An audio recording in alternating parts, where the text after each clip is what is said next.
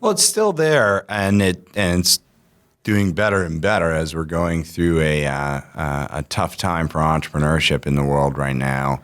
So what the Funded does, it lists most of the venture capitalists in the world and provides a forum for entrepreneurs to rate the firm, to rate the partners, and to provide honest, totally anonymous, and actually obscured feedback on their experiences with the firm. And what ended up happening is it corrected bad behavior almost overnight in the venture community. People canceling meetings, people reneging on term sheets, this kind of behavior. Well, and really awful economic terms like 5X, participating preferred, just like weird stuff. Yeah, really, all that was eliminated within about 3 years of the site coming out. So it came out in like 2007-ish, and by 2010, most of the bad behavior. The market also corrected that to a certain extent. As the market goes up, people can't get those terms, and entrepreneurs do talk to each other now. Unlike when we started, where people just didn't share information. No, and so there's a lot of things. I mean, but I think it was sort of like a sign of the times, also a catalyst.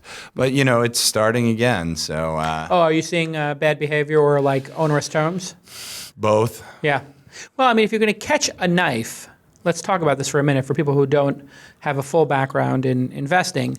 Explain to people what a 5X participating preferred means for an entrepreneur when they get a term sheet to put $1 million into their $10 million company, and then it sells for $20 million. So this is the most misunderstood concept among entrepreneurs in the world, and I've spent a lot of my life trying to fix it in every way. But in the simplest way to explain the problem that is faced by entrepreneurs today.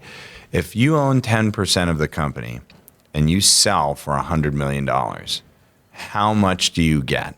Yeah. Now, some people will just say, $10 million. And that's not true.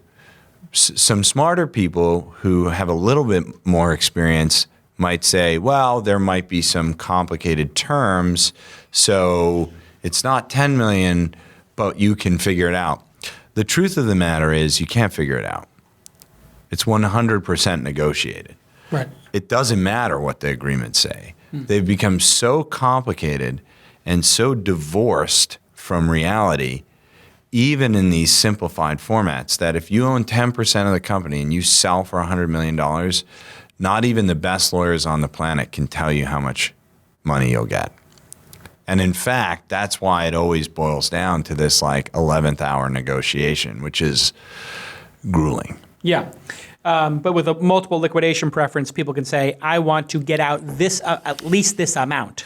When you have these 6X liquidating participating lick prefs, as they're called, you get nothing. Basically, I can assure you that if you sell for anything less than maybe $250 million, you as an entrepreneur will get nothing.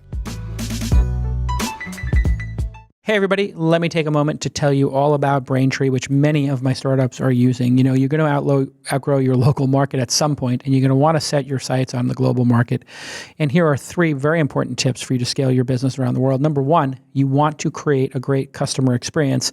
And that means you want to design something that's intuitive and well-designed for local individuals, and that's going to pay dividends once you expand globally. And 2, you want to accept local currencies, obviously, because it's a simple way to increase conversion rates when people are checking out. If you accept their local currency, the chances of them buying from you is going to greatly increase. And once your biz is ready, you want to set up a domicile, and that's going to offer, once you get your bank account and an office in countries, great business and tax advantages. It can also lower your interchange rates and let you deposit transactions into the local currency. Braintree is a payment platform that allows you to easily accept currency in over 130 countries, 130 currencies, in fact. Also, it's a seamless checkout that helps every customer experience be painless. To learn more, go visit braintreepayments.com/twist, braintreepayments.com/twist.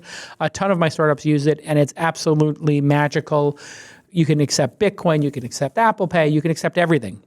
And it just works, and it's very easy. Just a little snippet of code, you put it in, and you're off to the races. And, of course, Majority of my startups eventually wind up making more money outside the US than they do inside the US because there's many more countries and many more people living outside the US than inside the US. So when you're ready to scale and you've outgrown your local market, you want to use Braintree. Go ahead and follow @Braintree and thank them on Twitter @Braintree. And to learn more, visit BraintreePayments.com/twist, BraintreePayments.com/twist.